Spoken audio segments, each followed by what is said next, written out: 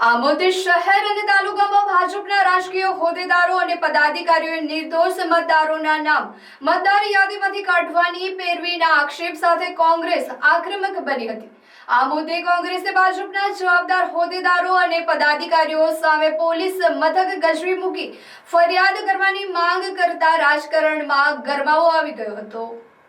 આમોદ ખાતે મોટી સંખ્યામાં કોંગ્રેસના આગેવાનો અને કાર્યકરોએ પોલીસ સ્ટેશન ખાતે એકત્ર થઈ વિરોધ દર્શાવી લોકશાહી બચાવો દેશ બચાવો તેમજ વોટ ચોર ગદ્દગી છોડ જેવા નારા લગાવ્યા હતા।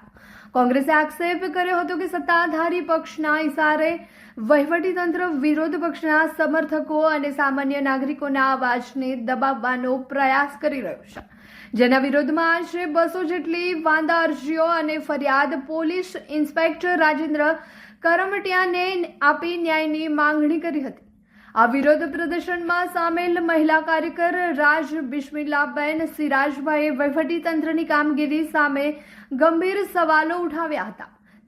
તેમણે આક્રોશ સાથે જણાવ્યું હતું કે હું છેલ્લા એક દાયકાથી આશા વર્કર તરીકે નિષ્ઠાપૂર્વક ફરજ બજાવું છું, આમ છતાં રાજકીય દ્વેષ રાખીને મતદાર યાદી સુધારણા કાર્યક્રમ દરમિયાન મારું નામ જાણી જોઈને યાદીમાં હટાવવાના કાવતરા રચવામાં આવ્યા હતા। તેમણે પોલીસ પાસે આ કાવતરા પાછળ રહેલા તત્વો સામે કડક કાર્યવાહીની માંગ કરી હતી। કોંગ્રેસના સ્થાનિક નેતાઓએ આ સમગ્ર પ્રક્રિયાને લોકશાહીની હત્યા ગણાવી ભાજપના નેતાઓ પર આકરા પ્રહારો કર્યા હતા। આ બાબતે આમોદ તાલુકા કોંગ્રેસ પ્રમુખ નરેન્દ્ર પટેલ ઉર્ફે કાજીએ જણાવ્યું હતું કે આમોદ નગરપાલિકાના વર્તમાન પ્રમુખ, પૂર્વ પ્રમુખ અને ભાજપ શહેર પ્રમુખ સીધી રીતે વહીવટી પ્રક્રિયામાં હસ્તક્ષેપ કરી રહ્યા છે। લોકોના કાયદેસરના નામો સામે ખોટા વાંધા ઉઠાવીને તેમને હેરાન કરવામાં આવે છે। તેમણે વધુમાં કટાક્ષ કર્યો હતો કે ભાજપે સત્તાના જોરે ચૂંટણી જીતવી હોય તો લોકશાહીનું નાટક બંધ કરી દેશમાં ફરી રાજાશાહી કે અંગ્રેજો જેવું શાસન જાહેર કરી દેવું જોઈએ। આ કાર્યક્રમ દરમિયાન કોંગ્રેસે સુઠોદરા ગામ અને આમોદ શહેરમાંથી અંદાજે 100 જેટલી લેખિત અરજીઓ ભેગી કરી કુલ 200 અરજીઓનો થોથો આમોદ પોલીસને આપી તટસ્થ તપાસ કરી જવાબદારો સામે તાત્કાલિક FIR કરવાની માંગ કરી હતી। હાલમાં જે એસઆઈની કામગીરી થઈ તે દરમિયાન જે લોકોએ ખોટી રીતે વાંધા અરજી ઉઠાવી છે તે બાબતે અમે આજે પોલીસ સ્ટેશનમાં અરજી આપવા આવ્યા હતા।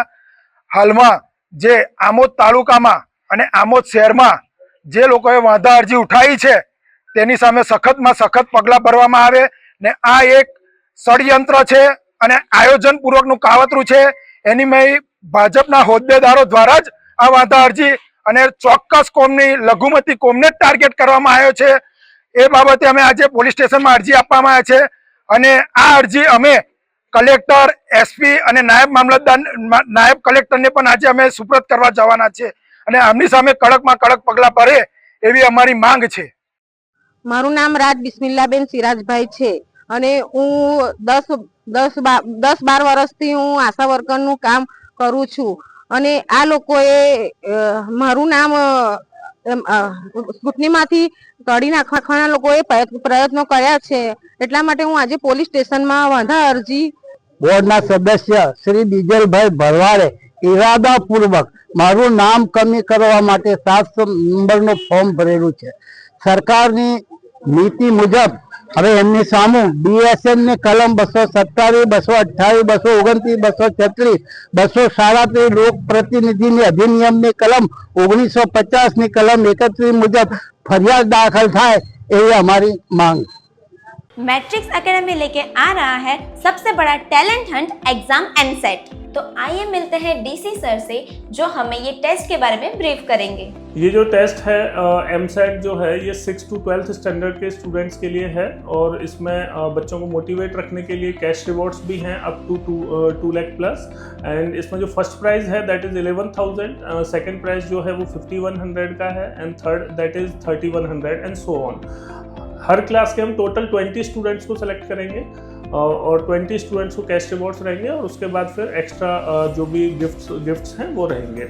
तो टोटल 151 विनर्स जो हैं वो हम रखने वाले हैं इसमें।